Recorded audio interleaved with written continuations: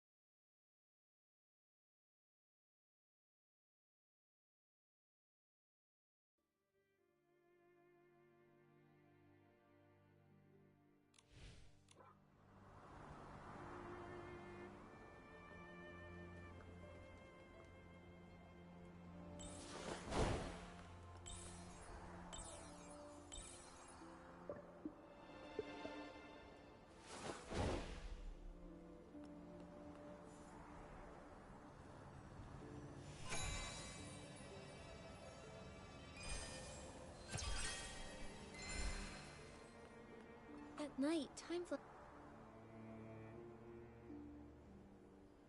So that was you?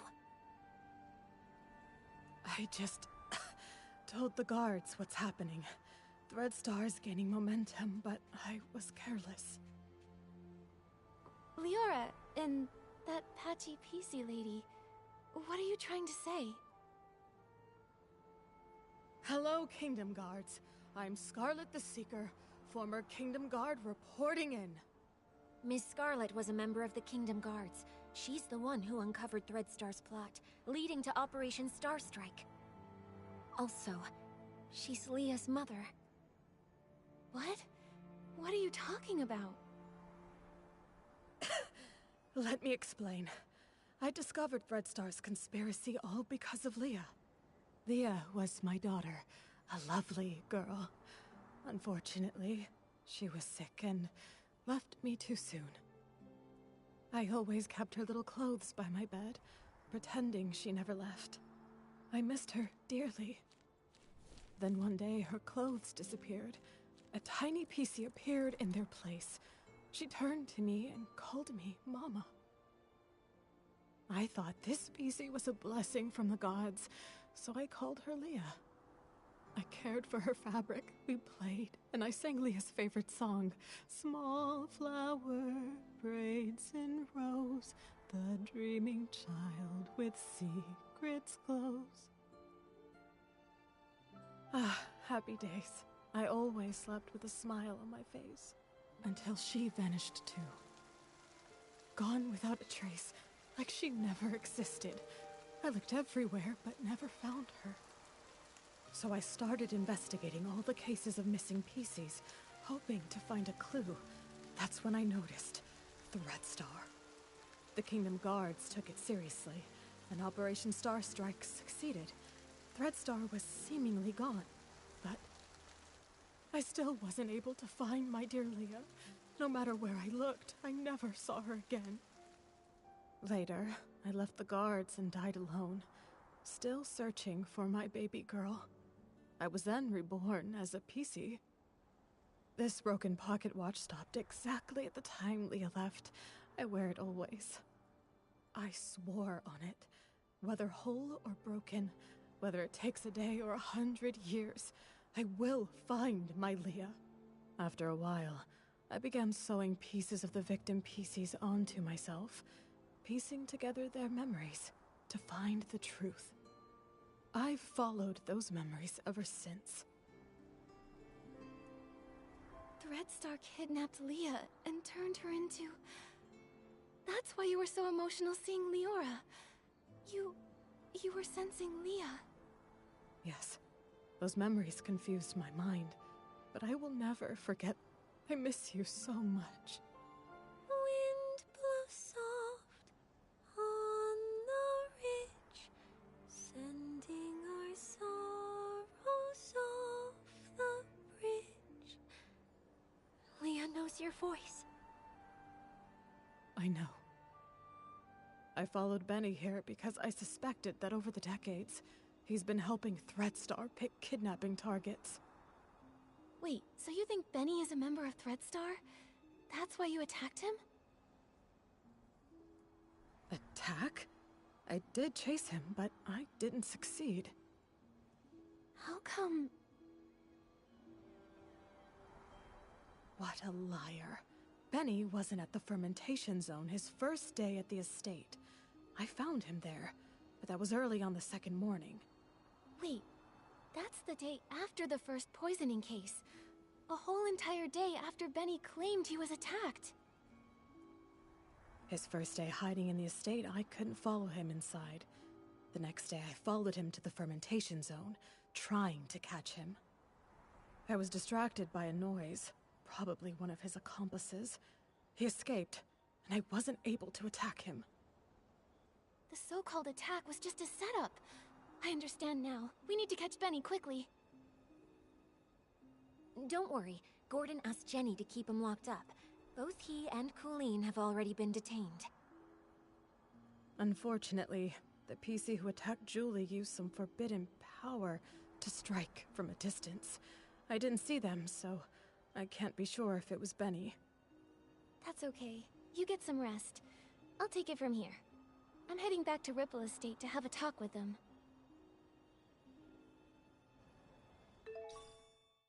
The wind is picking up. Momo, be careful. Don't blow away. It's just a light breeze. I'm not worried at all.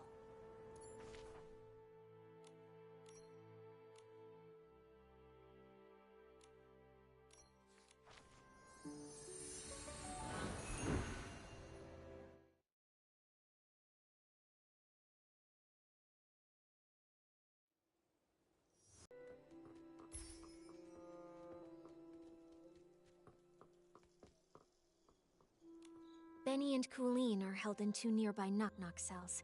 It also looks like the others found these shredded fabrics on Colleen, but she won't explain why she stole the suitcase. As for Benny, I have yet to see him. I heard he's insisting on his innocence and begging to leave the abandoned district. Suspecting an old friend must feel awful. Leora, if you ever need to talk, I'll be here for you. It's okay, Miss Nikki. After hearing about Miss Scarlet's investigation, I had some doubts about Benny. After all, if it hadn't been for him, I wouldn't have started renting costumes from Threadstar. Huh? Didn't you start to suspect him when Threadstar got into trouble? Threadstar was popular then, and their custom stage costumes were in high demand. Benny was a perfectionist and wanted me to rent a magical costume to boost my influence. It wasn't that strange to me. So just like I never told Juliet about these things, I never told Benny I was investigating Threadstar either.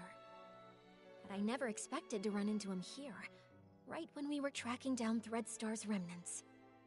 Returning to the abandoned district after a long time, and running into so many accidents, it's hard not to be suspicious. Indeed.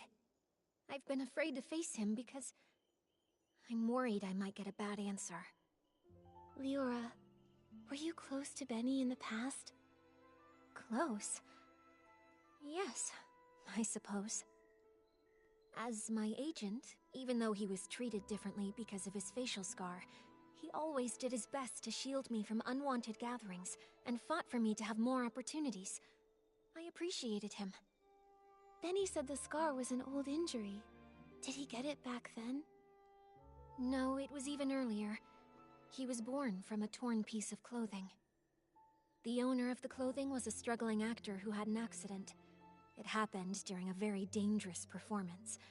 Both he and the costume were left with a permanent scar, and his dreams shattered. When I met Benny, he never really spoke about it, but kept washing himself and tidying the house, as if trying to repair every broken piece of his life. The pain from that accident, just like that scar, never faded from Benny's heart. Maybe because of this, he was a perfectionist and very strict with me, demanding I be a perfect star in everything I did. But he also cared for me a lot, like an older brother, ironing out every crease in my costume and making sure to tidy up my messy dressing table. At every performance, he stood backstage, applauded me, and gave me a bouquet of flowers. He wanted the spotlight on me even more than I did. As if the light could also heal his scars. Sorry for rambling. The most important thing to do now is to figure out what they're hiding. I think we can start by questioning him. If what I know about him isn't entirely based on lies, then he's not someone who's good at keeping secrets. All right, leave it to me. Momo, let's go ask Benny some questions.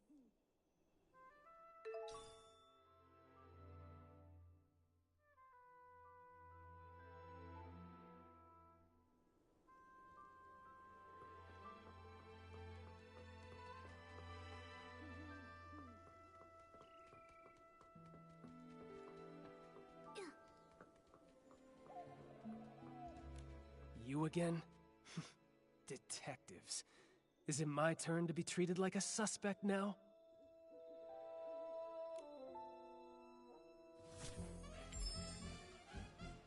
This is just a routine inquiry in the investigation, Benny. If you're truly innocent, I recommend that you cooperate fully and answer my questions seriously. Where were you when we were chasing Colleen in the Ripple wine cellar? Were you her accomplice in stealing the suitcase? If you have nothing to hide, why were you in such a hurry to pack and escape? I had no idea you were chasing Colleen. How would I even know where I was at the time? As for stealing the suitcase, wasn't that after I was knocked out? I was hit by that jittery, patchy PC as soon as I arrived. How could I have had time to steal anything? He's really cautious. We didn't tell anyone that we were tracking Colleen, so it makes sense he wouldn't know. As for... Nikki, based on our earlier reasoning, Benny didn't have time to commit the crime. But now, maybe that's not true anymore. As for... If it weren't for Colleen and Pommy finding me, I'd be dead. You wouldn't even have the chance to suspect me here. Don't waste time on me. Go after that patchy PC! Still trying to throw dirt on Miss Scarlet, you rotten bag! If she hadn't been chasing me around all day, I wouldn't have been in such a rush to leave. I'm sick of the endless threats, of a career that never goes smoothly. I want to go home. Is that a crime? Still trying to throw dirt on Miss Scarlet, you rotten bag! Ugh! This fluff bag's tougher than I thought! Nikki, let's hit him with the evidence! Tear those lies to shreds! I had no idea. If she hadn't been chasing me around all day, I wouldn't have been in... I had no idea you were chasing Colleen. How would I even know where I was at the time?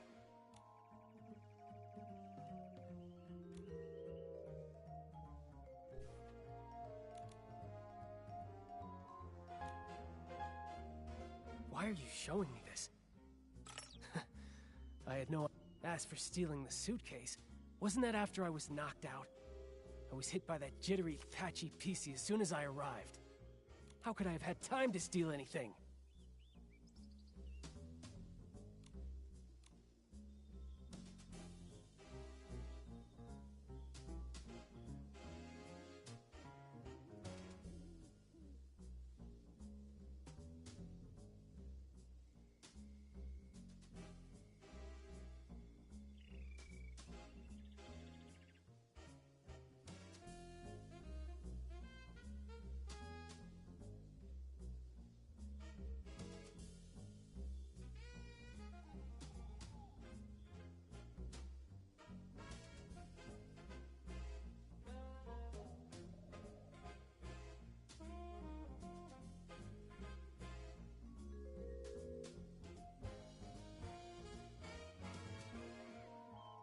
Why are you showing me this? As for stealing the suitcase, wasn't that after I was knocked out?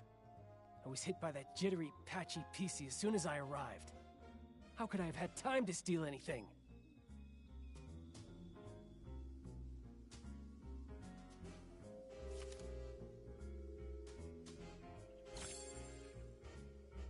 Benny, I'm afraid that what you don't know is that we've already spoken with that patchy PC you mentioned.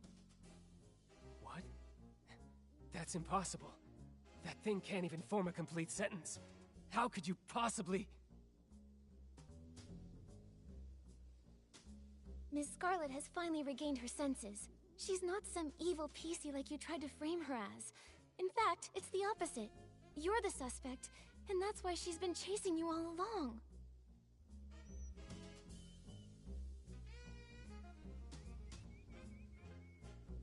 According to her testimony, your alibi doesn't hold up. In truth, all that evidence was a lie you and Colleen came up with, wasn't it? If I deduced correctly, your arrival time in the abandoned district is accurate. Windy can confirm that much, so you couldn't have faked it. But everything after that? Completely fabricated. The day you arrived, you went straight to the Ripple Estate to meet up with Colleen and set your plan to steal the suitcase. Colleen poisoned the detergent, and you stole the suitcase. She poisoned herself so she wouldn't be a suspect for the suitcase theft. Exactly. After stealing it, you left the estate and met with Colleen in the fermentation zone. She always said she had a habit of doing her research at night. But once you left the estate grounds, Ms. Scarlet spotted you again. Thanks to Cooleen's help, you managed to escape. After that, the two of you chose to stage a fake attack scene to frame Ms. Scarlet. That way, everyone at the estate would be on guard against her. She couldn't keep following you in the estate, and you had your unconscious all day alibi. Now I get it. Even though Colleen and Pommy found you together the day before, the only one who claimed to have seen you unconscious there was Colleen herself. In making her testimony seem credible. That's quite a clever conclusion. But sorry, I'm just a failed talent scout. I don't get... The only thing I know is that she kept chasing and attacking me and caused me a lot of trouble. If you insist on believing that maniac and refuse to believe me, well then, I've got nothing more to say. Suit yourselves. What do we do, Nikki? He still won't confess. If he keeps insisting Miss Scarlet is lying, we can't really prove otherwise. I would rather believe Ms. Scarlet's testimony, but with both sides telling a different story, we can't use this as evidence to convince Benny. Let's talk to Colleen again. If we can prove she gave Benny false testimony, we can completely shatter their lies.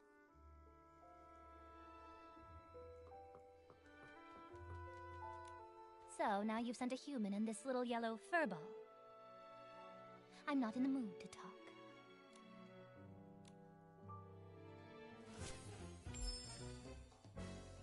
Colleen, refusing to talk won't help. Since you had the guts to steal Madame Julie's suitcase, you should have been prepared for the truth to eventually reveal itself. Since things have progressed this far, you might as well cooperate and tell us your reasoning for stealing the suitcase. You're so gentle with the birds, so why stay loyal to a cruel organization like Threadstar? Steal a suitcase? Nonsense. You were chasing me so fiercely that I got scared and hid for my own safety, that's all. I didn't steal anything.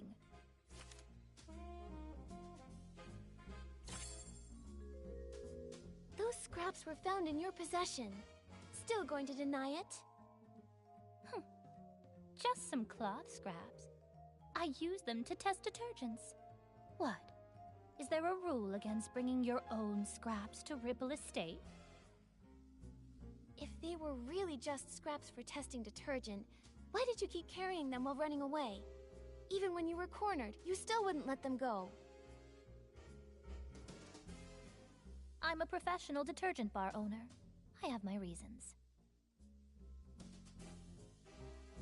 Besides, if you can't prove where these scraps... Besides, you suddenly chased me.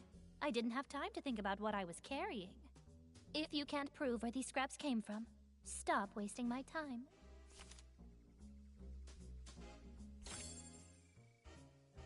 Colleen, does this piece look familiar? We found it near Madame Julie's suitcase at Golden Fields, the one you didn't manage to take. If we compare this piece with the scraps we found on you, it will prove they're the same fabric. Or do you need to see a lab report before you'll admit it? I actually left a piece behind. Looks like you just admitted to being the suitcase thief. Now, One more question. Benny was your accomplice, wasn't he? His so-called coma was just your cover.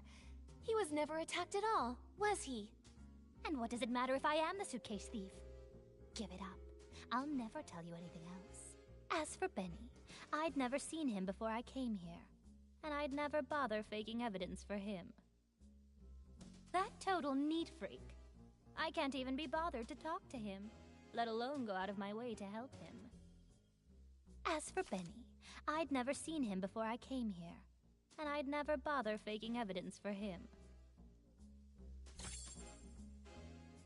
Benny's notes say he often visits the Nightshade Lounge, the very one you own, Colleen. He even pays monthly tabs. A hands-on bar owner that goes as far as to personally test detergents, and even carries around test fabric scraps just in case. And yet you claim to never have met someone who's obviously a regular customer of theirs. What a liar. That fool. Of all the things, how could he drop this page? Stupid. Utterly stupid. It's over, Colleen. No denying it now. You and Benny were a team, poisoning the Dawn's First Light detergent just to steal that suitcase. Why? What is this golden vision? Why kidnap so many PCs? Why target Madame Julie? Don't you think enough PCs died already? Colleen, it's not too late. Tell us the truth, and we can stop more PCs from being lost. Fine, I do know Benny. But just like you said, it's nothing more than a bar owner and a regular. I'd never risk faking evidence for a customer.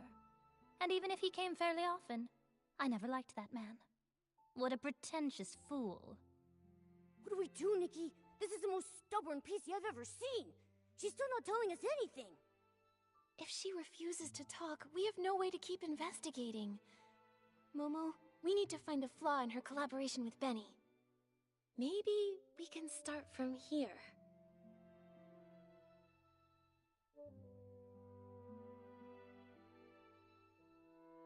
Could Benny's journal page reveal more clues? We need to prove that his connection with Colleen goes beyond just a bar owner and a customer. Huh?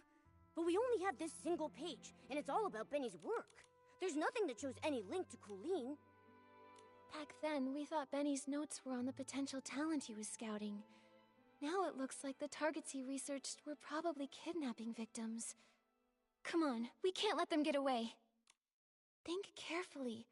How are we going to prove that the story about being attacked and discovered was actually a planned false testimony? I've got it! Colleen, could you please describe the state you found Benny in for us? If you are both telling the truth about what happened, both of your stories should match perfectly, right? Didn't I already explain when I brought that PC back? Oh, you know I hate repeating myself. I don't just want the broad story, I need the details. For example, what was the weather like that day? What scent of detergent did the fermentation zone smell like? And what condition was Benny in? Come on, Colleen. Answer these few questions and I won't bother you anymore. Fine. That early morning, actually, the very morning of the Dawn's First Light chaos, I went to check the fermentation zone and saw a buttonfoot and a white glove coming from the wooden barrel house. The weather was just normal. The air carried the scent of aroma lily, which gave me a headache. As for Benny, I thought he was just a worker resting, so I didn't pay much attention. I had no idea it was him. Then the next day, you brought Pommy with you, and he was still there. Pommy checked, and that's when you realized it was Benny, knocked out from the attack?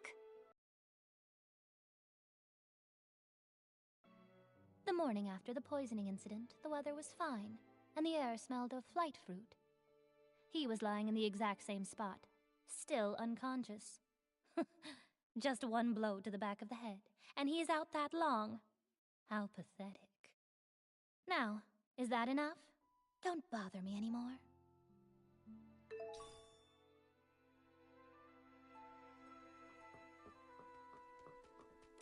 Come on, is this ever going to end? I want to go home, you hear me? Home!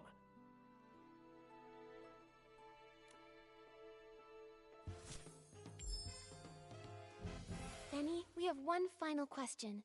If you can answer it honestly, then maybe you can go home sooner. Please describe your experience of being attacked and knocked out, and when Colleen and Pommy found you. What was the weather like that day? What scent of detergent did the fermentation zone smell like? What condition were you in? Questions. Why so many questions? I already told you. I arrived that very morning when the Dawn's First Light incident happened. It was still dark when I reached the estate. I got lost for a while before I found the fermentation zone, and then ran into that sneaky PC. As for the weather, it was pitch dark. Who knows what the weather was like? The scent? Probably something like wool fruit. I was really tired at the time. I just wanted to ask for directions. Then suddenly she attacked me and knocked me out. When I woke up, Pommy and the others had already taken me back to the estate. That's all I know. As for the weather, it was pitch dark. Who knows what the weather was like? The scent? Probably something like wool fruit. I was really tired at the time. I just wanted to ask for directions. Is that all true? Because that's not at all what Colleen said.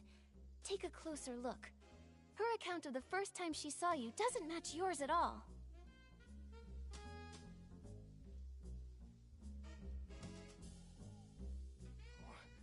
What?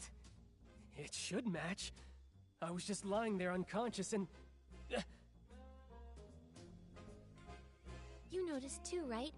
She said the fermentation zone smelled of aroma lily, but you said wool fruit. If I didn't know any better, I'd say one of you wasn't there. I just got it wrong. It was a mistake. Benny, don't you think it's a bit too late to change your story and say the scent was aroma lily? Aroma lily's smell is so distinct. No one would believe your side of the story now. The fermentation zone always starts releasing the scent of that day's ingredients after 3 a.m., but you and Colleen described completely different smells. If you're not lying, then how do you explain that? No, I just made a mistake. I didn't... No, I never smelled anything. You pressured me into saying something, so I just blurted it out. Wait, I remember. I remember now. It wasn't past 3 a.m. when I arrived. I got to the abandoned district by 2 a.m., so I wasn't lost that long. I wandered a bit after that, of course, but not for long. Then I saw that crazy PC's pocket watch. It read 2:30. Exactly. I just forgot before, but now I clearly remember. There was no scent being pumped out at that time. Don't try to trick me. I wandered a bit after that, of course, but not for long. Then I saw that crazy PC's pocket watch. It read 2:30. You made a huge mistake, Benny. You keep trying to frame Ms. Scarlet, but you don't know her story, or the spirit and the sheer willpower behind her pursuit. That pocket watch was broken from the start. It's forever stuck at 11:18, the time Ms. Scarlet lost her daughter. Broken? Always broken? Lost her daughter.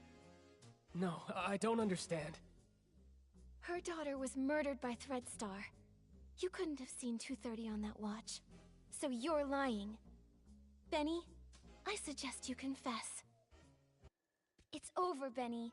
Time to admit you lied. We already know your background. You're both Threadstar's villains, sent to the abandoned district to carry out the Golden Vision, right? This is your last chance to redeem yourself. Tell us why you stole the suitcase, and why you tried to kill Madame Julie. And stop working for Threadstar. Come clean and we'll go easy on you. If you're honest, you'll get a lighter sentence. No. Prison? Impossible. I have no idea what you're talking about. What Threadstar? What about killing Julie? I don't know anything. As for the scent in the pocket watch, who knows? Maybe I just misread it. You're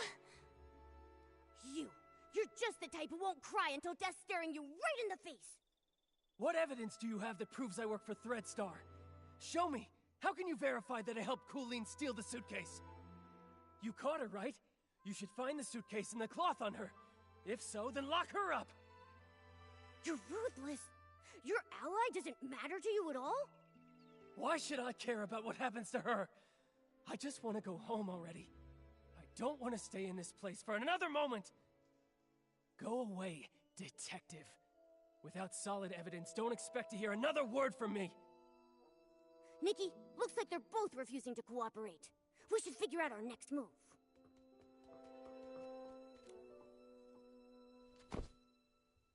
Phew. These two are hard to deal with.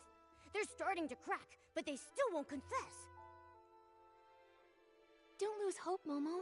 At least we know they're partners now. Benny's so-called attack probably aligns with my theory. It's just a story they made up.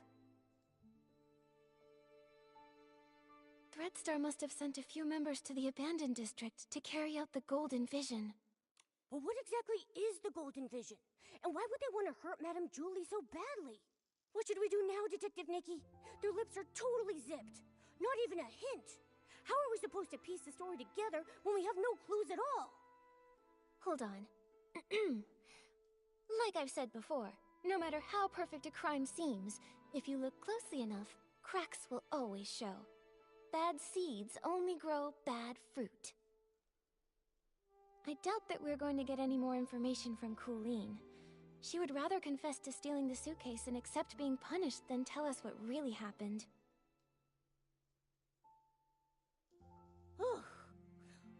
Colleen is a pretty tough cookie, you know that? I mean, even if I pulled out my razor-sharp claws, I don't think she would be fazed in the slightest. She's just that tough. But there might still be a chance with Benny.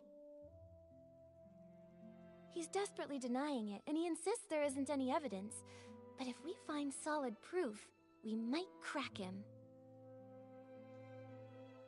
Unfortunately, the assassination attempt on Madame Julie has no witnesses, and it's hard to find clues from the Esslings. That route probably won't work. Should we start with the missing suitcase case? Yeah. If we can prove that Benny stole the suitcase during all of the detergent poisoning chaos, he won't be able to deny it. And if we can prove Benny's a member of Threadstar, identifying his motive, he probably won't have much of an argument. Makes sense. Detective Nikki, where do you think would be the very best place to start looking for evidence? Your trusty assistant Momo is here and ready to go whenever you need me. Just point me in the right direction and I'll get on it right away. Whether it's Threadstar or Benny, the PCs in the abandoned district might not be familiar with them.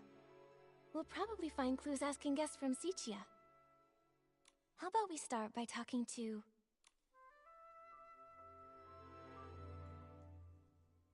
Leora. Since Benny was once Cersei's agent, she must know Benny's past better than nearly anyone else around. Alright, let's get going. With Nikki on the case, we've got this.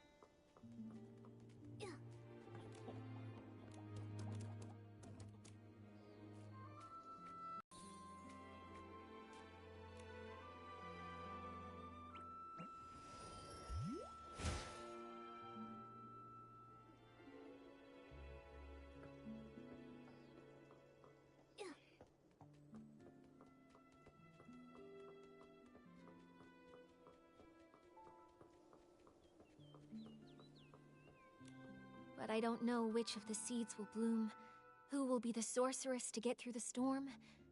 There's only one seed for a life. That's from As Rain Falls, As Flowers Bloom, right?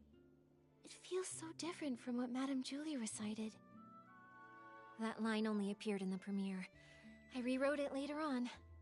Benny really liked it. Back then, I always liked to oppose things he liked on purpose.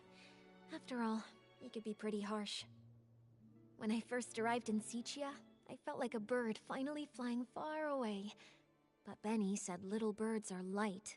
Sometimes it's not that they flew far, but that the wind blew them away. Wow, that was pretty mean. He's always been stubborn. How is the interrogation going? We managed to expose Benny and Cooline's lies, and even piece together how they teamed up. It's too bad. Without concrete evidence, they just keep denying everything. Leora, do you recall there being any connection between Benny and Threadstar? Back then, I was so focused on researching performance costumes that I distanced myself from almost everyone. After becoming a PC, I never saw him again. However, back when Mr. Leon was still human, he often rented costumes from him. I even saw the two of them discussing the details backstage before my last performance. And Mr. Leon has always lived in Sichia. As a victim, he must remember the news when Threadstar was taken down. Makes sense. Knowing him, he'd definitely jump at the chance to be interviewed and go on and on about how he was the victim. Thank you, Leora. Sorry to trouble you with these questions. It's okay. I've asked myself over and over, if Benny is a criminal, I won't let him off. Otherwise, how could I face the strict lessons he taught me? When I was helping prepare for the Ripple Estate soiree stage, I heard that Mr. Leon was planning to rehearse near Beryl Grove today. You might see him over there. Nikki, what should we do next? I want to ask Tommy first. If it's about Threadstar, maybe he knows something. Makes sense. Let's go find Tommy first.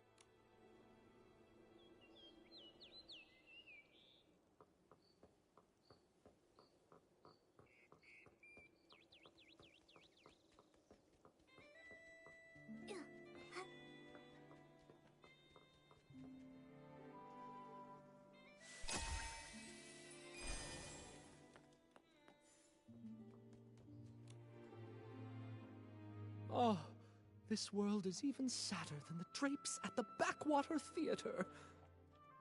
Mr. Leon, sorry to bother you. Did you see Benny before or after the poisoning that day?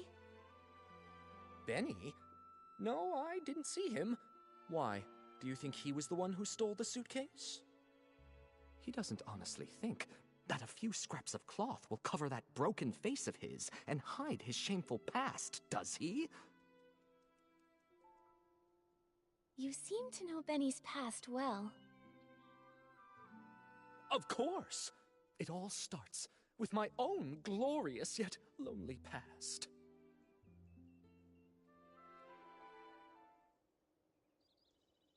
A boy more fragile than an unfinished script. When he arrived in Sichia, his dreams were even bigger than the city. Even though he had already become a piece of living art, that era of foolishness trailed behind his shadow. On snowy nights, his monologues put the basement's hairband slugs to sleep. The applause that should have followed, lost along their way. Until one day, a kind gentleman gave him a gift, powerful enough to shake the world, whispering, "Wear it. Wear it." He knew everything has a price. Nightmares, pain, reminding him of their existence.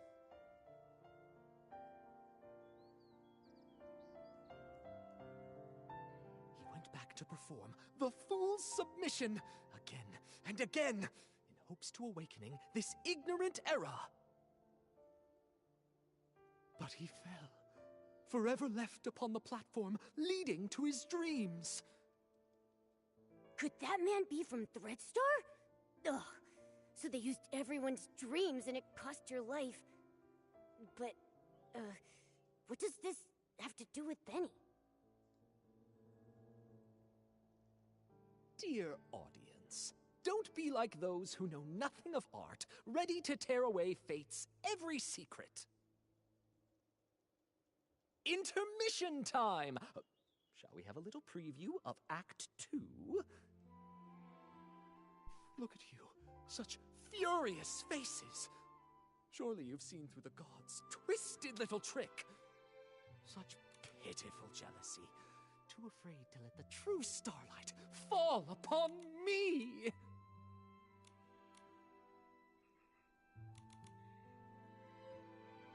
Sending that evil messenger, Benny, with fake generosity and kindness, politely selling costumes to me, all secretly marked with the price of downfall.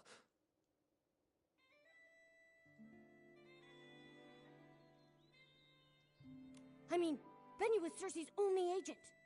I never suspected that he could possibly be one of the culprits behind selling all those stage costumes. This is truly shocking. And now it's clear.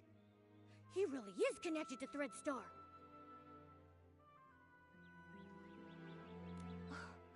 This is exactly the evidence we're looking for.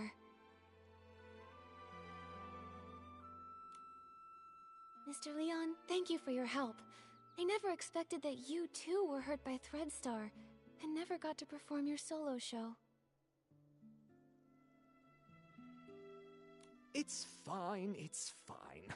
Every step on stage I make now is rehearsal, all in preparation for the full submission.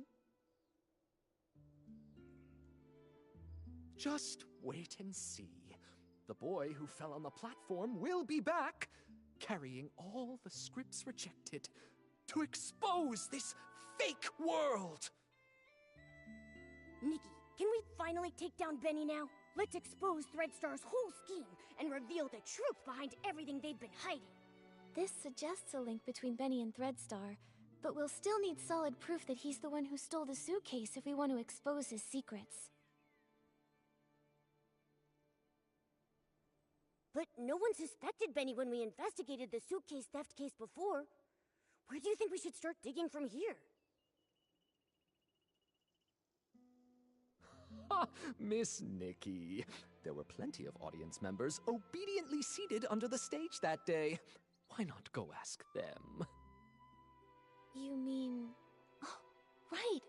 We questioned Squeaky and Belford, but we got caught up with running around. We haven't even interviewed Leora yet. Maybe she'll link Benny to stealing the suitcase. Then what are we waiting for? Come on, let's find Leora and ask her.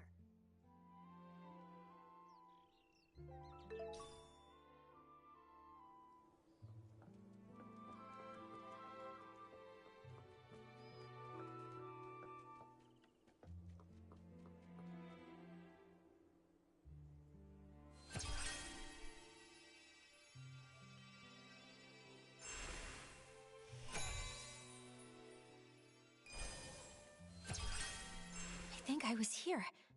And then... Leora, are you recalling what happened the day the suitcase was stolen?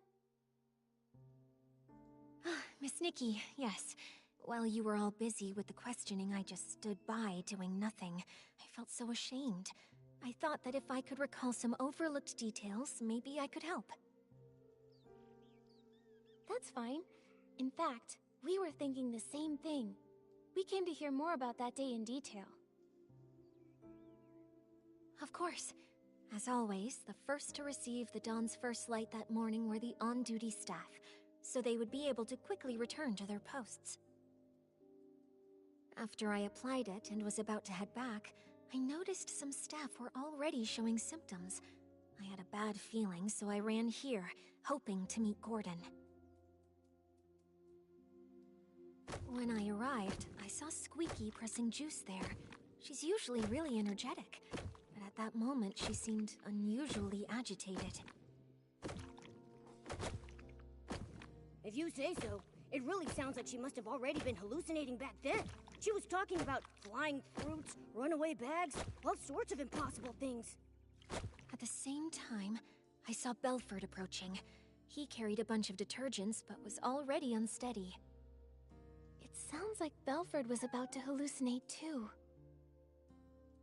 I wanted to help him, but I quickly started to feel dizzy myself, stumbling and bumping into him.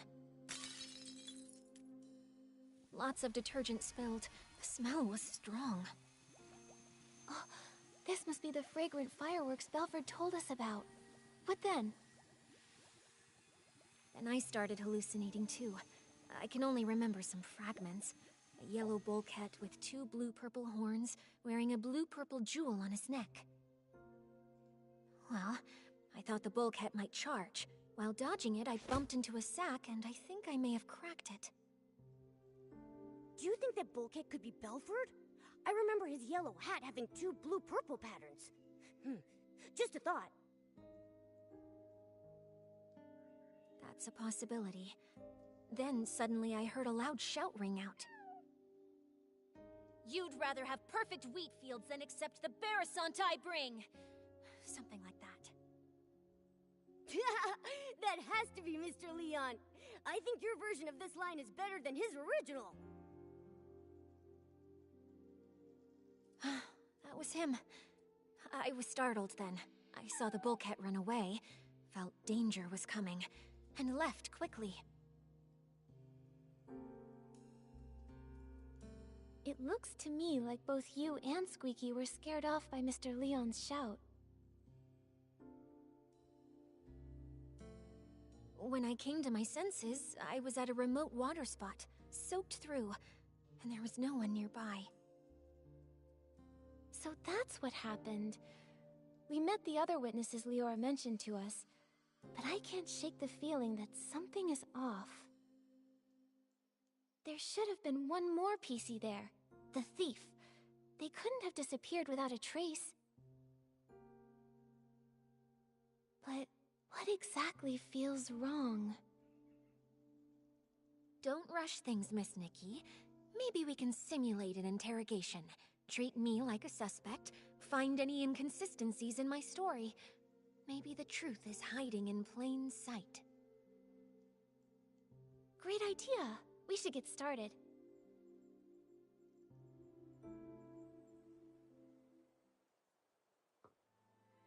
Ready, Miss Nikki? We'll start when you are.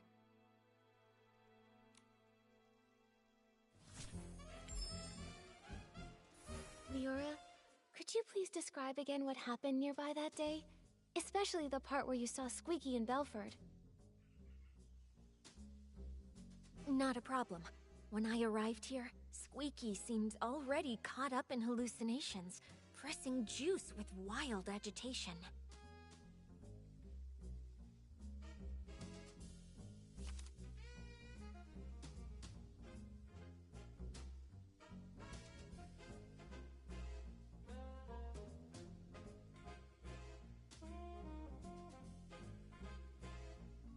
Belford was on the other side, transporting detergent but already unstable. I tried to help but felt dizzy and accidentally bumped into him, spilling the detergent.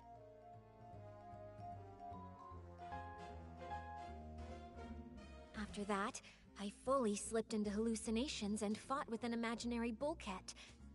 Well, I think that was a mistaken vision of Belford. Later, I was startled by Mr. Leon's passionate performance. With Belford pacing around nervously, we both left the place. Belford was on the other side, transporting detergent but already unstable. I tried to help but felt dizzy and accidentally bumped into him, spilling the detergent. Got it.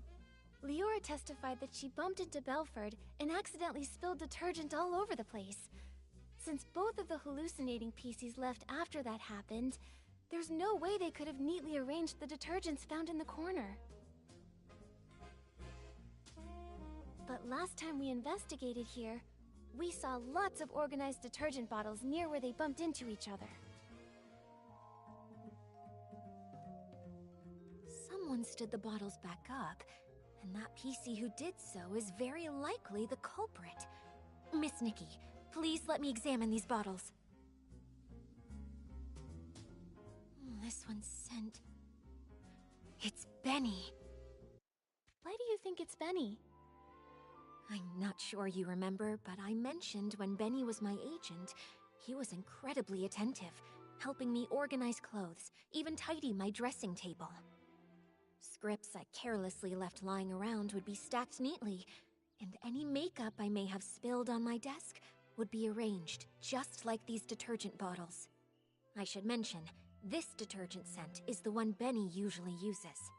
We often see Benny washing his hands. It seems he always carries detergent with him. Yeah, although this fragrance he usually uses is quite common and very mild, when placed alongside these other nearly scentless detergent bottles here, you can still figure out the difference between them. Moreover, only this bottle has been slightly used, and the bottle's cap has an extra seal ring inside of it. That's Benny's signature. If Benny stole the suitcase, after doing the dirty work of lockpicking, he'd want detergent to clean his hands. I now suspect that the big sack I accidentally bumped into, after being startled by Mr. Leon's performance while I was hallucinating, was actually Benny. Benny was washing his hands while he was also startled by Mr. Leon, bumped into you, and dropped this detergent? Exactly. That's definitely possible, but so far, it's just speculation based on Benny's habits. It's hard to prove. Exactly. And since this detergent is so common, Benny could easily blame another PC for leaving it behind. I think we'll need to dig a little deeper. This interrogation simulation has been really helpful to us, Leora. If you can keep assisting us while we clear things up, we would really appreciate it. It would be my pleasure. Ready, Miss Nikki? We'll start when you are.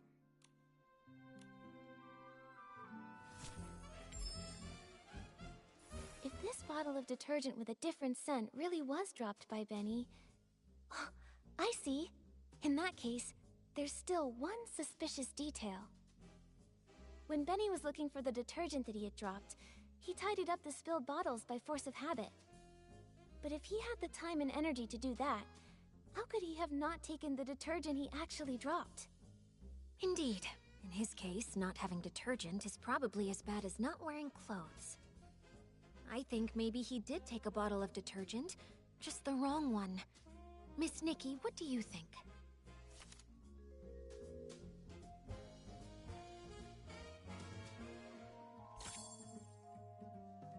I remember Belford mentioned that the only detergent he's been transporting recently is the Super Duper Palmed detergent. It doesn't smell like anything, and matches the characteristics of these detergents. I see. Since the bottles all look alike, and the scent difference is minimal, it doesn't surprise me that he grabbed the wrong detergent in a hurry. Even if Benny did grab the Super Duper Palmed detergent by mistake, he probably realized it a long time ago. If he's already thrown away that bottle, we can't investigate further. Maybe we can find supporting evidence from other testimonies. Have other witnesses seen anyone with a distinctive appearance in their hallucinations? Like how I saw a sack with a big tear.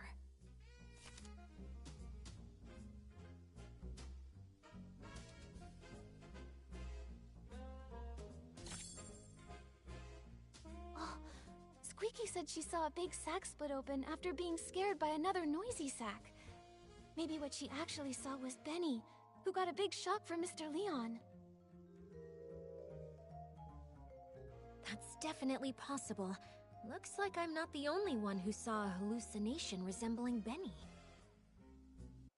So the truth has been right in front of us all along. We just didn't see it.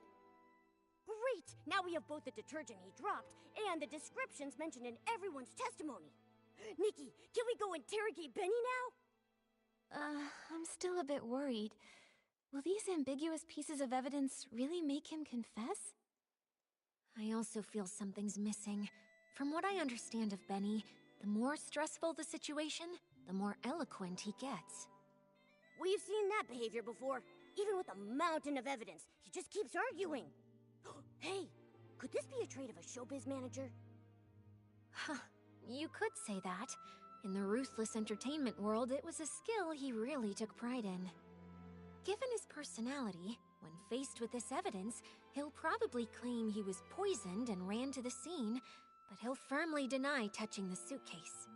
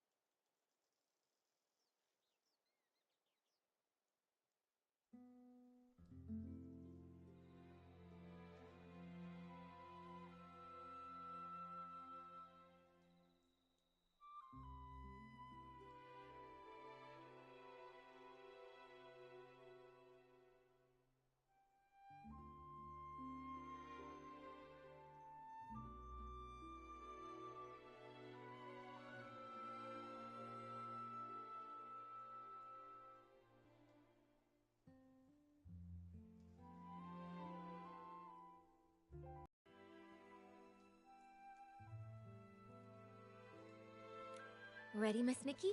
We'll start when you are.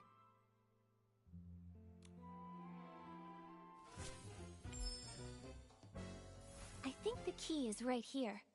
How can we prove that Benny made contact with Madame Julie's suitcase? To prove that, we need to find marks on the suitcase that only he could have left. Benny definitely washed his hands with the super-duper pumped detergent he grabbed by mistake, but this detergent doesn't have any distinctive scent.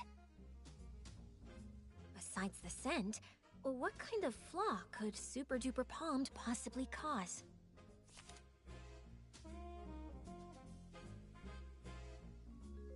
Unfortunately, this doesn't prove Benny touched Madame Julie's suitcase.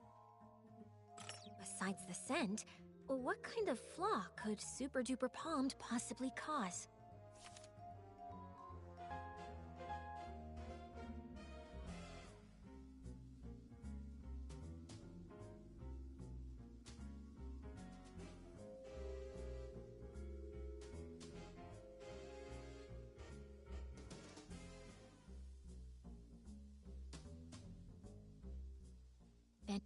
To prove that, we need to find marks on the suitcase that only he could have left. Madame Julie's suitcase is covered in dirt and scuff marks.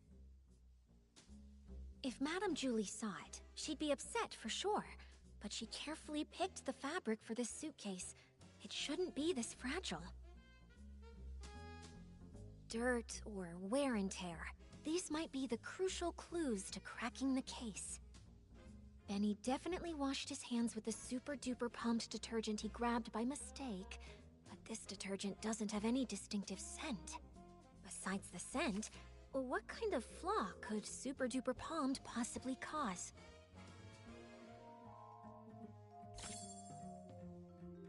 Alan once told us that super-duper palmed can amplify the effects of other types of detergent. So powerful that the estate won't even sell it to any outsiders. That's especially true when it's combined with One Breath Bliss and One Wash Fresh detergents. So that's it. Madame Julie's suitcase has always been maintained with One Wash Fresh, and that detergent has deeply soaked into the fabric. That's why Gordon could make a special tracking reagent to help us find the suitcase. But when One Wash Fresh is mixed with super-duper palmed, it becomes a detergent with cleaning power that's too strong. The marks on the suitcase aren't from wear, but damage caused by washing. Oh, during the theft, the suitcase was covered in dirt, and Benny washed it with the detergent he had on hand, but the two detergents combined, damaging the fabric.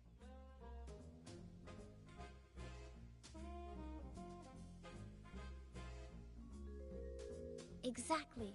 It's probably because he realized the fabric was getting damaged that Benny didn't dare keep cleaning. Otherwise, with his obsession for cleanliness, he wouldn't have tolerated so much dirt still on the suitcase. Leora, could you help think this through? With this evidence, is there any way he could still deny it?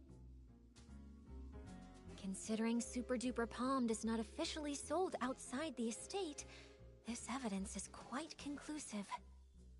If he were desperate enough to fight back, maybe he would try to claim the marks were there before the theft? The suitcase did travel with Madame Julie to Sichia and was used in faking her death, so it's possible it was damaged earlier. Other than that, I can't think of any loopholes. If he were desperate enough to fight back, maybe he would try to claim the marks were there before the theft?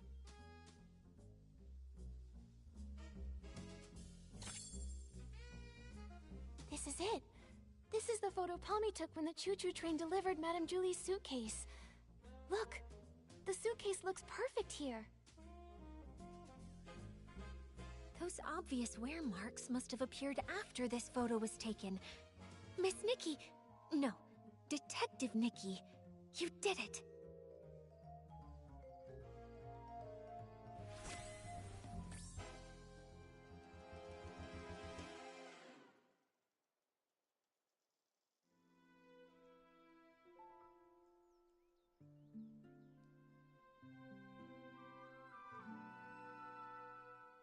So this is what really happened that day.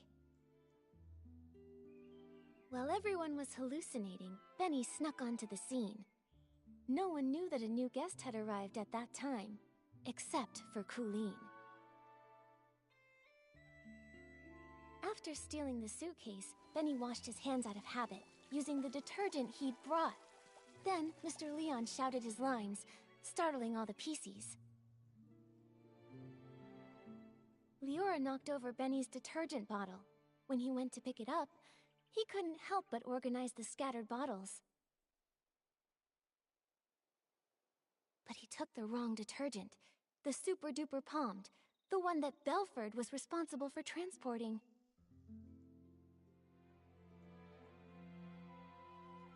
Then he left with the wrong detergent and the suitcase. The estate was chaotic during those few days, so no one saw the detergent bottles lined up in the corner.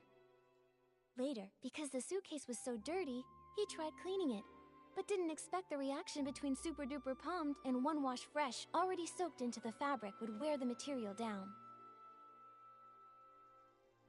Bad seeds only grow bad fruit. Eventually, he left behind a flaw. Why did he choose this path? He cares deeply about his wounds, yet he joined Threadstar, tearing apart his own kind. Leora, we still don't know how deeply Benny's involved. Let's talk to him first, before we make a call. Yeah.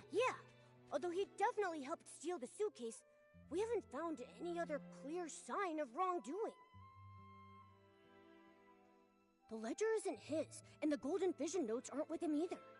He already served a century in prison and got hit by his own accomplice. Before we jump to conclusions and decide whether he's truly a bad PC or not, we need to gather all the facts, piece everything together, and see the full story for ourselves. Prison? I guess I didn't know everything about him. Actually...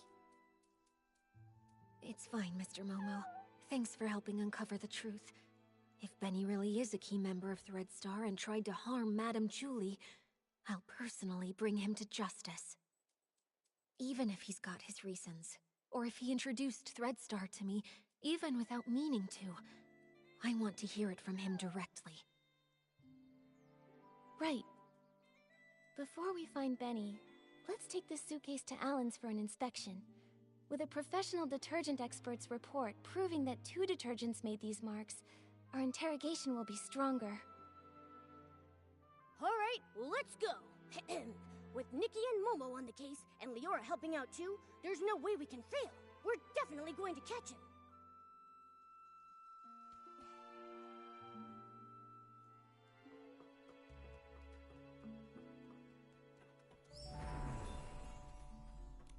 Oh, by the Silvergale! Isn't this Madame Julie's suitcase? You found it!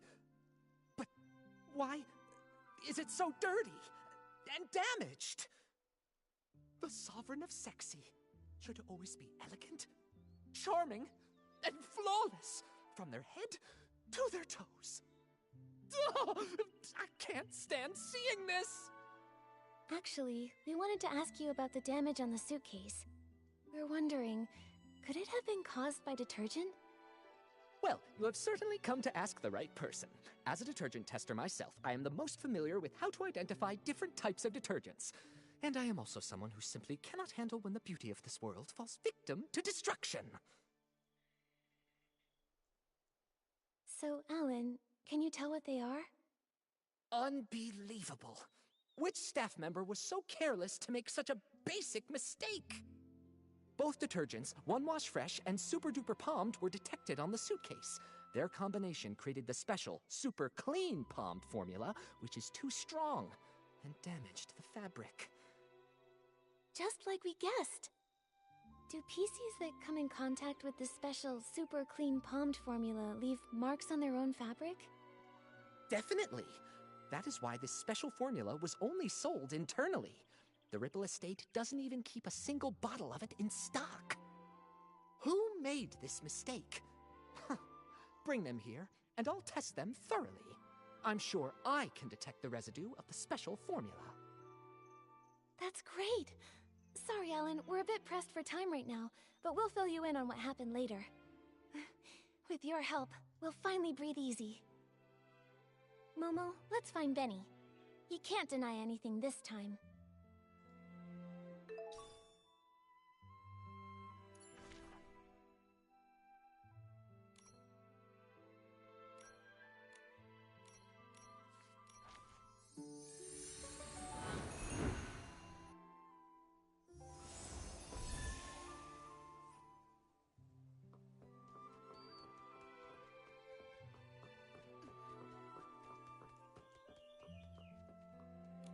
Here we go again. When will this end?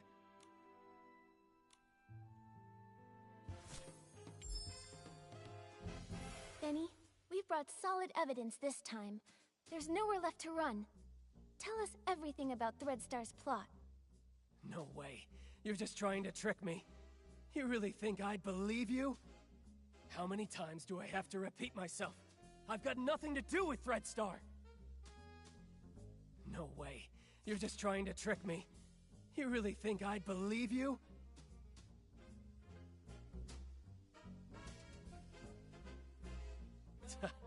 I thought you'd No. How many times do I have to repeat myself? I've got nothing to do with threats. How many times do I have to repeat myself? I've got nothing to do with Threadstar.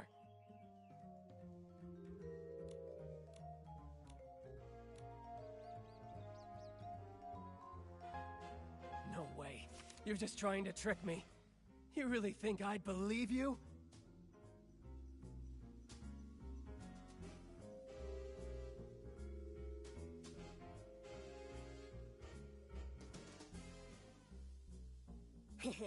It's the end of the line, you little rag. No way. You're just trying. How many times do I have to So desperate that you're spouting obvious lies? Detective Nikki, finish him off! How many times do I have to repeat myself? I've got nothing to do with Threadstar!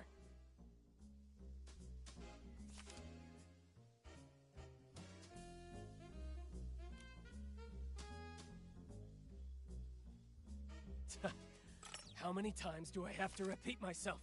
I've got nothing to do with Threadstar! Here...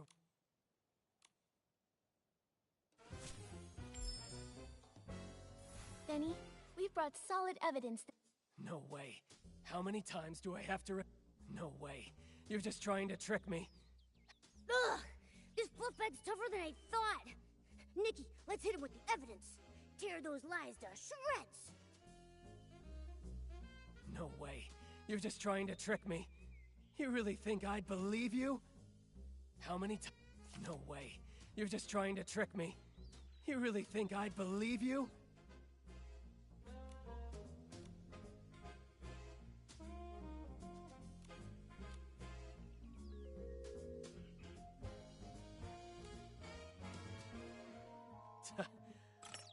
How many times do I have to repeat myself? I've got How many times do I have to repeat myself? I've got nothing to do. No way. You're just trying to trick me. You really think I'd believe you?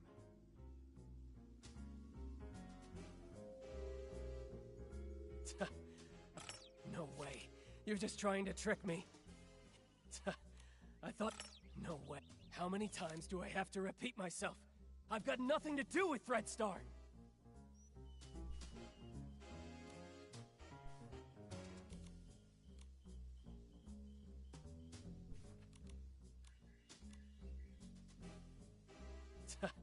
I thought you'd find...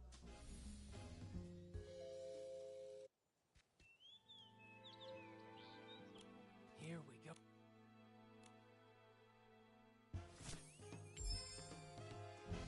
Benny, we've brought solid evidence this time. There's nowhere left to run. Tell us everything about Threadstar's plot. No way. You're just... How many times do I have to repeat myself? I've got nothing to do with Threadstar!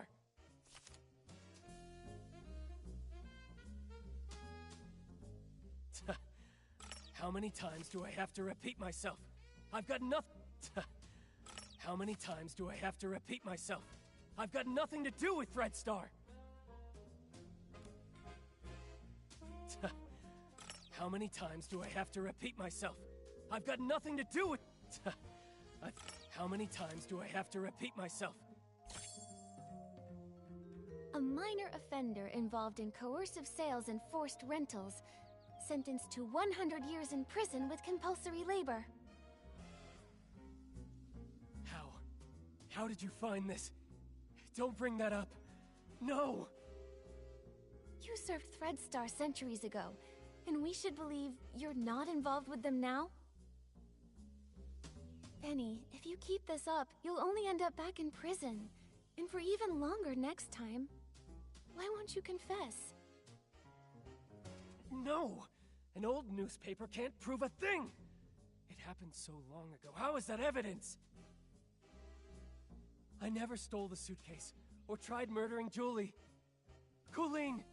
She's the one who did it!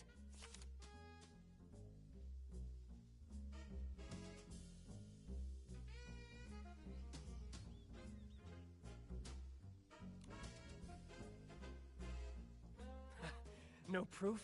Then let me go. You sure you...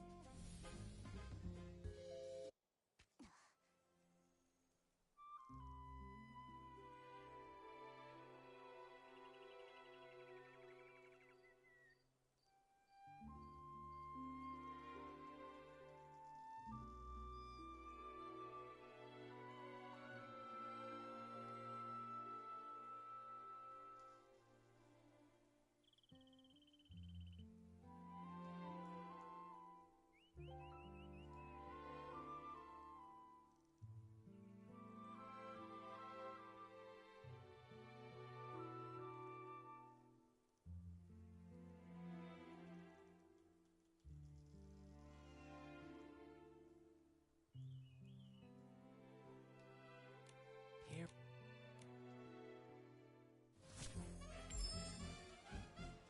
Benny, we've brought solid... No way. You're just trying... How many times do I have to repeat myself? I've got nothing to do with Threadstar!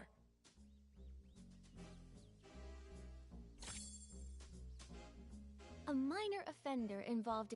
How? You served Threadstar... Benny, if you keep this up... No! An old newspaper can't prove a thing! It happened so long ago. How is that evidence? I never stole the suitcase, or tried murdering Julie. Colleen! She's the one who did it! Do you see it now, Benny? Madame Julie's suitcase has traces from the mixture of Super Duper Palmed and One Wash Fresh, the latter being the detergent used to clean the suitcase regularly. So what? Where did that Super Duper Palmed come from? The only explanation is if someone left their own detergent behind and took the transport shipment. And I think the culprit is you. No!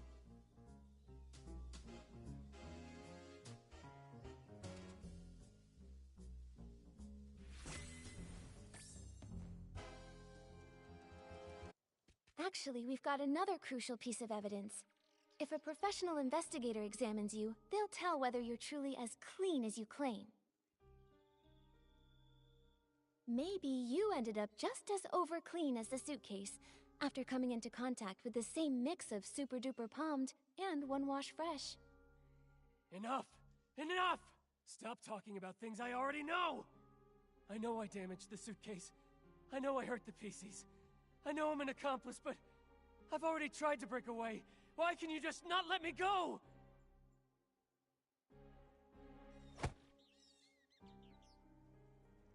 You've gone to prison for a century and still don't get it? A bad seed always bears bad fruit. Some mistakes should never have been made. You don't know anything! What if that bad seed was just me being born? What if his dream was to be a perfect star, but an accident ruined his face? What if I was born from the nightmare wrapped in that damaged costume from such a disaster? That seed wasn't bad. Even with that scar, you're still an excellent talent scout, helping a country girl step onto the stage. and your insistence on prop safety spared her from the same fate. How? How did you know? Cersei? Yes. I've always wanted to ask her something. If I had not insisted on the original schedule that day, would she never have fallen? She was doomed to die. She was investigating Threadstar's costumes and was targeted. How come? No, I should have known. I rented those costumes. I just didn't dare to think about it. I always... After I got out, I was a ragged scrap with a 100-year sentence, shunned by everyone. Only Threadstar gave me a chance to keep creating perfect stars. So I told myself it was okay, that I was just a fringe PC on the sidelines. I stole the suitcase, but I didn't want to think about what was inside it. I kidnapped the PCs, but I didn't want to see what happened to them afterward. A crime is still a crime. No matter how you tried to dodge it before, this time you still bared your claws at Madame Julie and tried to kill her. I didn't. I'm not qualified to do such an important mission. Coolin assigned my tasks. She didn't even tell me Julie was still alive. Julie was still alive. Leora, do you remember that when we were investigating in the Ripple wine cellar, Coolin said that too? She did. She seemed unaware that Julie faked her death. The attack on Madame Julie... Could the real mastermind still be hiding in the abandoned district? We need to ask Coolin again. She won't cooperate. She joined Threadstar to find her missing twin brother. That's the only thing she truly cares about. Missing? What else do you know about Coolin? She'd rather talk to birds than to other PCs. Maybe because she once had a celeb crow named Cece. She's always been closer to those birds than PCs. Cece? Could it be... This scarf! Tommy said Mr. Simon and his sister once raised a celeb crow called Cece together. But Simon is already... Leora, would you be able to visit Tommy and borrow Mr. Simon's relics? I think we have a lot to discuss with Coolin now. Okay, I'll be right back. You'd better help her see things clearly. She doesn't need to live the way I did. There's just one more thing, Benny. The regret from back then shaped who I am today. A patched-up me, someone with courage and patience, no longer afraid to face the truth. All the wounds, regrets, mistakes, everything is fixable. I hope you can forgive your own scars. If only Leora had told Benny this sooner. Benny's done so many bad things, no one's going to forgive him. Maybe what Leora meant...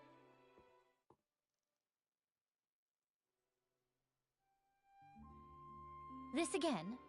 Ask away. You're wasting your time. That's where you're wrong. We've discovered something we'd like to show you.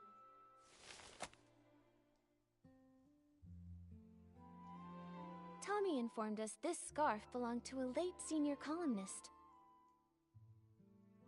He was on his way home, planning to give this scarf with its subtle bird embroidery to his sister. Because... they once raised a celeb crow named Cece. Where is he? What do you mean by late senior columnist? I'm sorry, Coolin. What Tommy encountered was a PC that had been born from that person's clothing. His name is Simon. We were able to locate his whereabouts within your ledger.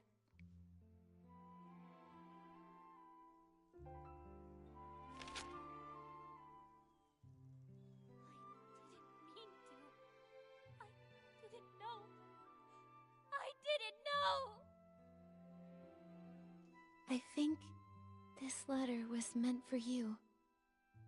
It's possible he may have taken on a new PC name to conceal his true identity, hoping to meet you again someday. But I'm sure that hearing that new name It must have felt very unfamiliar to you. I've been waiting for him to come home. I took my medicine. I took good care of Cece. I promised, even sick, I'd live longer than Cece, longer than him. I wrote the newspaper letter to every address listed in our book. Later, I went knocking door to door. None of them knew. He'd gone too far away. I then became a PC, and my brother. There must be another PC born from his closet. I waited and waited for such a long time. I kept all of his clothes safe. But why, brother, why did you leave me all alone? His strongest wish was to go home and see his sister. He only had the clothing he wore outside. The road home was too long. Why did you think joining Threadstar would help you find your brother? The final costume, the forbidden outfit, can capture every gaze and control every mind. So many people walk the streets of Sichi and beyond.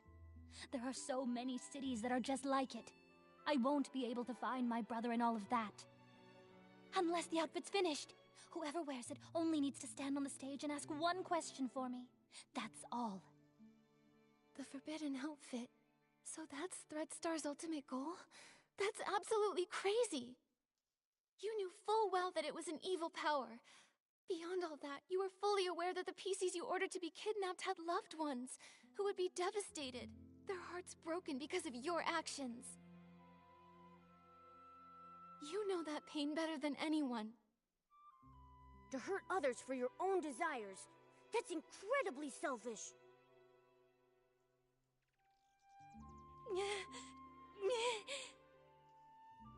Enough of this, Colleen. Don't you ever commit these evil acts again. I'm sorry.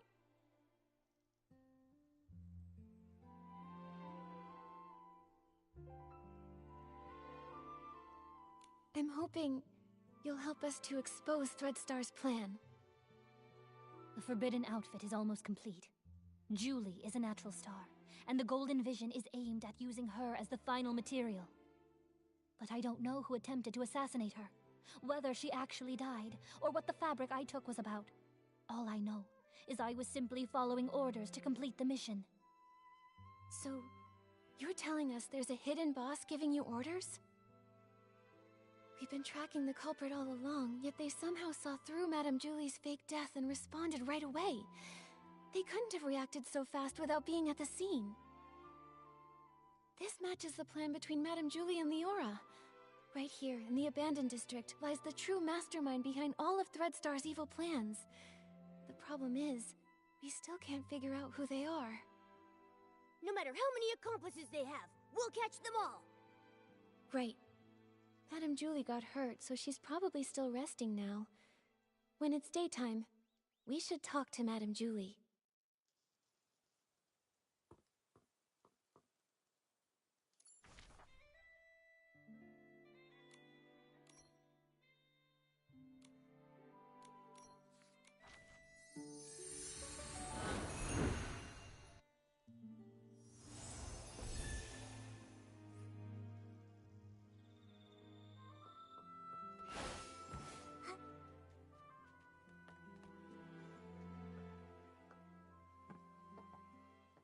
Oh, this is so exciting!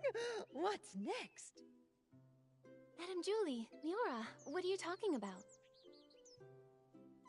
Just bragging about how smart and brave my little Nikki is, and how she took down Threadstar and smashed their schemes. Yeah, without Nikki's help, I don't think our risky plan would have ever worked. And I'm just a first-time detective. I couldn't have come this far without everyone's help. However, the matter isn't fully resolved yet. The mastermind behind all this isn't Benny or Colleen. It's someone hiding deep in the shadows. Until we've caught them, Threadstar could still hurt Madame Julie or any one of us. Dear, you're as kind and just as little Cersei. I really like you. But it can't always be you running around for me. Now it's my turn to pitch in. Do you have an idea, Julie? My little Cersei, do you remember our masterpiece? As the rain falls, as the flowers bloom. I've seen reports about it. It was a play starring Cersei and Juliet. That's right. Rain won't hold back my steps. Let the storm rage even harder. I'm setting out to find clear skies. That's what the elder sister said to her younger sister when she left Rain City behind. Yes, and then it goes. But sister, they say beyond the city lies only deeper darkness. How will you pass through the clouds? How will you withstand the lightning? We are the sorceresses, and we ride our brooms. Look, the storm clouds lit by lightning. I'll pierce through them, pierce through the storm. You long for clear skies, only proven with your eyes. Only proven with your eyes. That's right. Julie won't go down easy. Madam Julie. It's really great to have you back. Oh, that's all thanks to my little Nikki. If she hadn't caught the remaining Threadstar remnants, I wouldn't be standing here today. Everyone can relax now. The last of Threadstar's remnants, Benny and Colleen, have already been captured. Ripple Estate is safe once more. How dare they try to take Julie down? I should have defeated her, just me! The two of them have no shame! The raindrops creating ripples are the rhythm of my dance. Only through celebration may we drive the darkness away. Friends, let's celebrate together. The Ripple Estate soiree is about to begin. Yay! When the mastermind thinks we've lowered our guard and tries to strike Julie again. We'll get them right away and end this forever.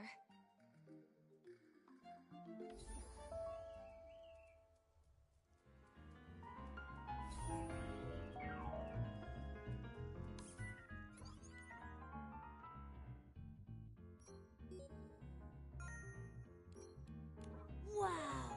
It's so lively here!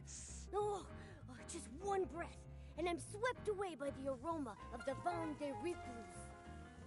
We can't let the villains ruin this celebration! Nikki, let's go talk with Leora about the final plan, or talk to some PCs to gather intel.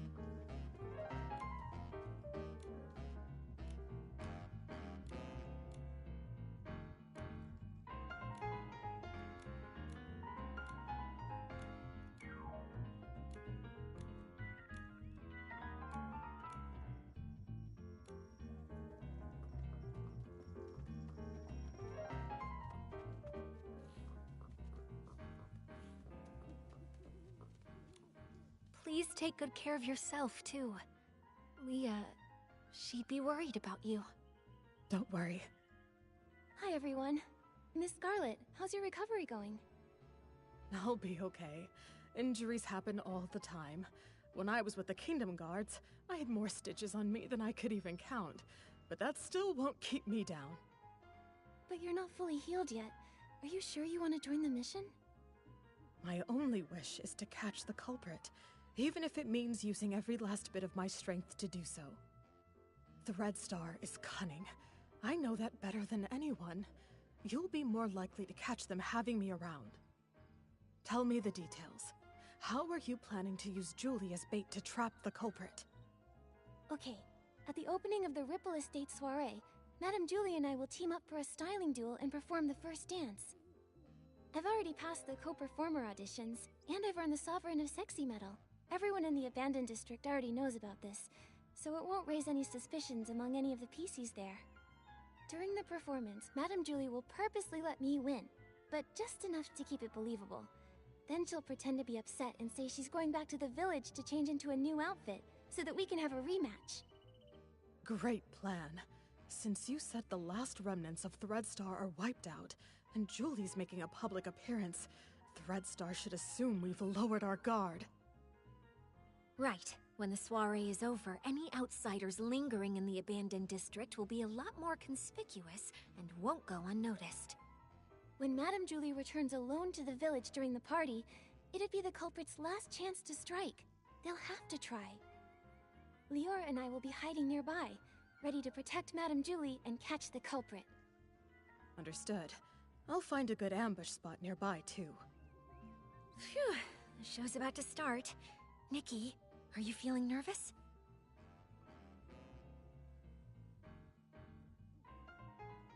Of course. Madame Julie's volunteered to be the bait. No matter how much we prepare, I can't help but feel a little worried. Such a familiar feeling. Back when I performed as Rain Falls as Flowers Bloom with Juliet, I was always nervous.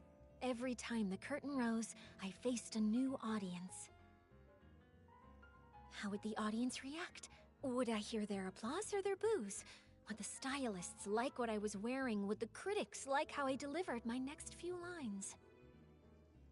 Then, Juliet turned to me and said, "Don't see the audience as a storm you have to push through. Imagine that you are the storm." That really sounds like something Madame Julie would say. I'm afraid I still don't have that kind of boldness, even now. So I'll take it as a blessing. Yeah, no matter what tricks the culprit pulls, if we execute the plan well, we'll catch them for sure.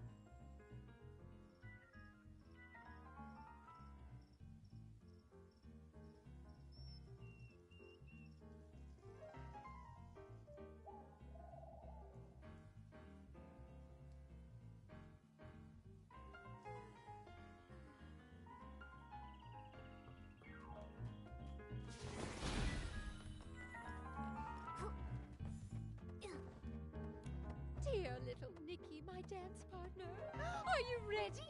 Let's unleash our passion together and light up this sexy night.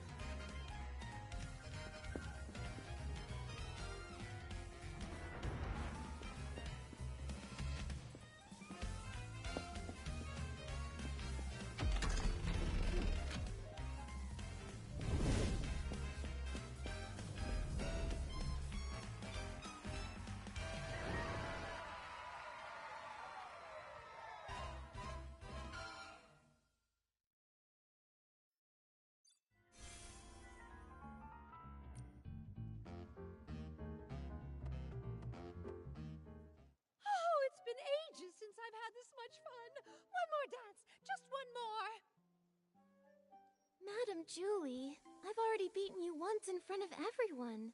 I don't want to look like I'm disrespecting the Ripple Estate. Oh, what nonsense! Do you think I, Julie, am afraid to lose? Don't underestimate the Sovereign of Sexy. I've still got an ace up my sleeve. Gordon made me an outfit that's full of whim. Once I pick it up from the village, I'll unleash my final move, the Raindrop Dance, and then we'll have another round. Whoa, I've never seen Madame Julie this eager to win. Have you ever seen Madame Julie lose? This is her first time facing as strong an opponent as Miss Nikki. One round's not enough. Exactly. Come on, let's grab some more detergents. There'll be more exciting performances later. Well, then I'll wait for Madame Julie to return from the village for another dance. Nikki, should we start getting ready? Right, let's head to Prosperville now.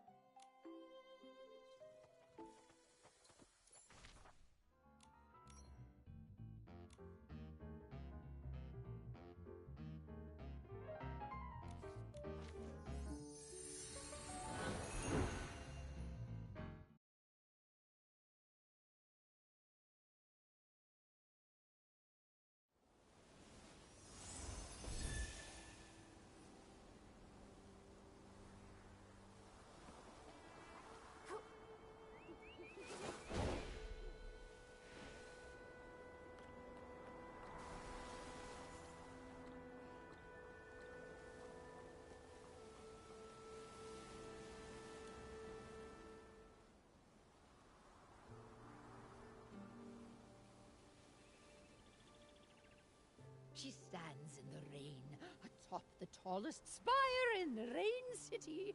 The downpour is swallowing the horizon. When the flowers bloom, I'll set out. But the flowers haven't bloomed yet, sister.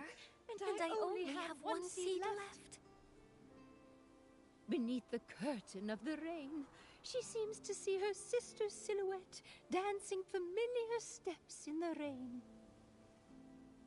Raindrops fall, sister dances on. Ripples splash where her feet touch. The city's reflection blows. Her steps quicken, becoming stranger. This is no raindrop dance, but a new dance for clearer skies. She steels her resolve, looks toward the dark clouds, and grips her broom tightly. Madame Julie, please accept my interview! From the highest tower, she finally leapt.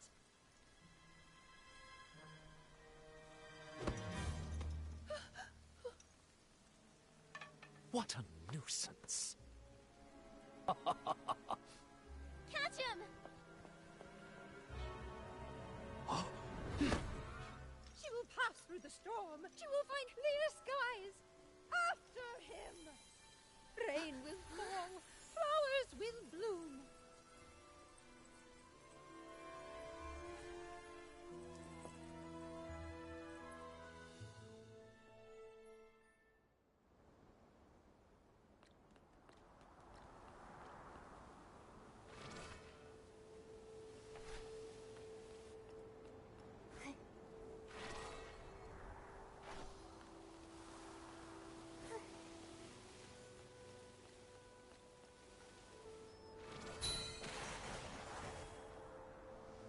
Watch out, Nikki! Leon can summon S-lings!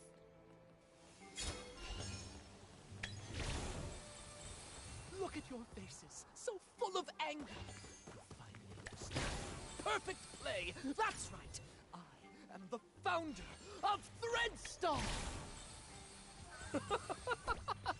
Of course, this is just the most boring cameo I've ever played. Miss Detective, do you really think pulling back the curtain means victory? No, no, no. Even the truth is just a supporting role in my script. My kind gentlemen, grant me your forbidden gift's power once more. Let me teach these fools the etiquette of the final bow. O rainy night, grant...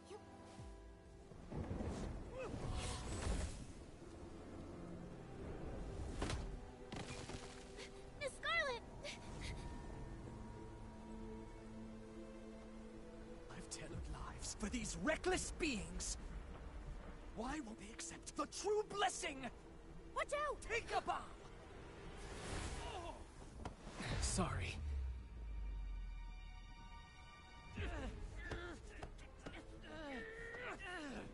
No, it can't be! Do not look down on me!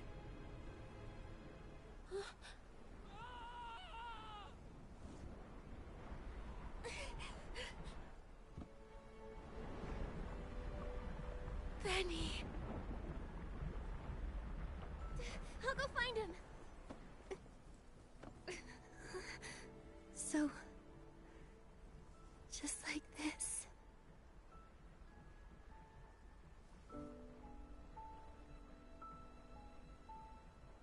Small flower, braids in rows, the dreaming child with secrets glows. Wind blows soft on the ridge, Nikki. sending our sorrows off the bridge. Birds leave their nest and fly so high. Clouds they will pass quietly by. Sing all day long this ancient song.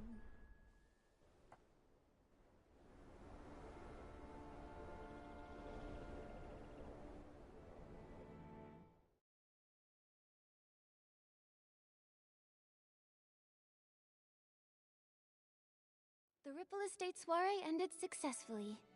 Everyone okay? Nikki, looks like Leora wants to see us. Let's talk to her.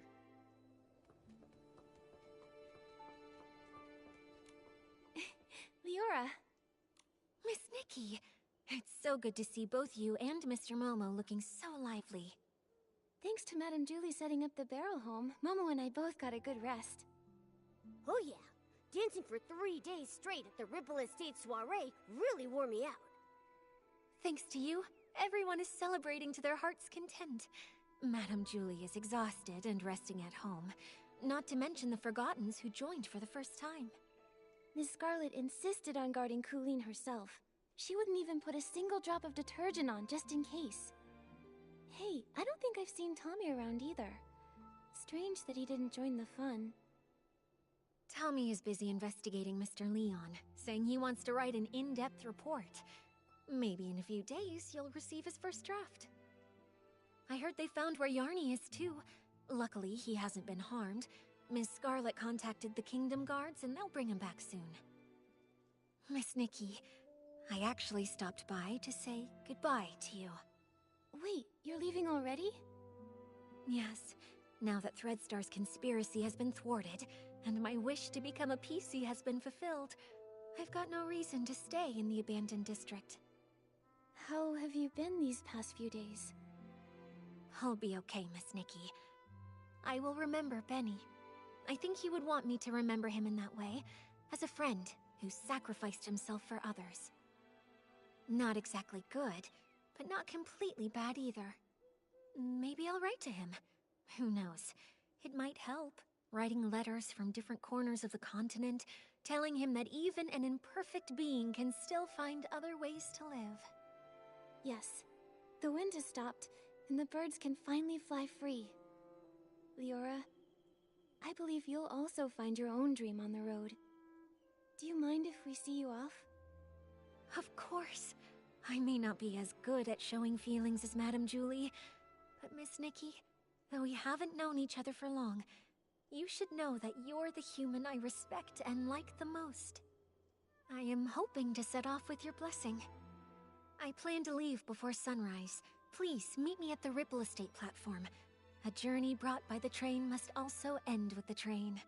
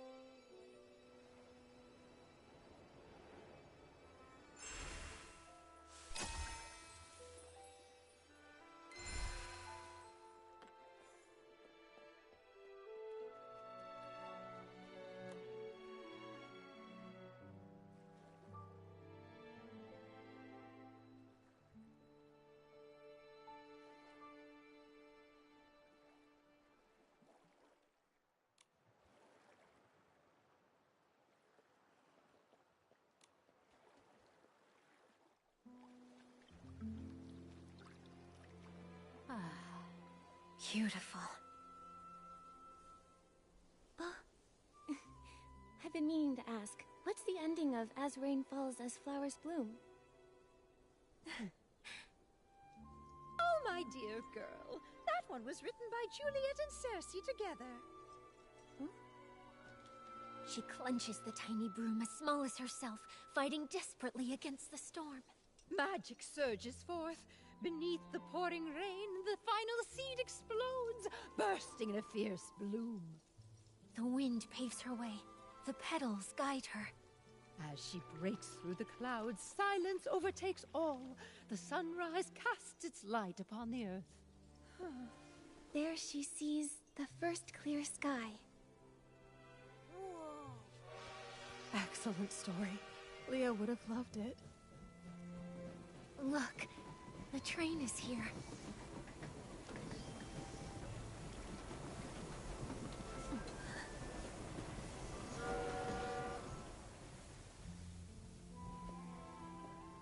Goodbye, Miss Leora. Bon voyage. Travel safely. Right. Nikki and I will both miss you.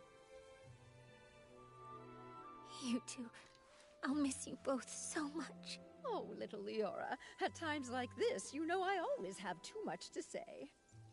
But I don't want to hold you up. I'll skip the fuss and simply wish you never-ending joy and freedom that knows no bounds. Thank you, Julie. Take care of yourself. Miss Scarlet, you know if you change your mind, I can leave it with you. Don't worry about me, kiddo. Take it with you. Take Leah to see the faraway places. This world is beautiful, isn't it? Let's go. Time to leave. Goodbye.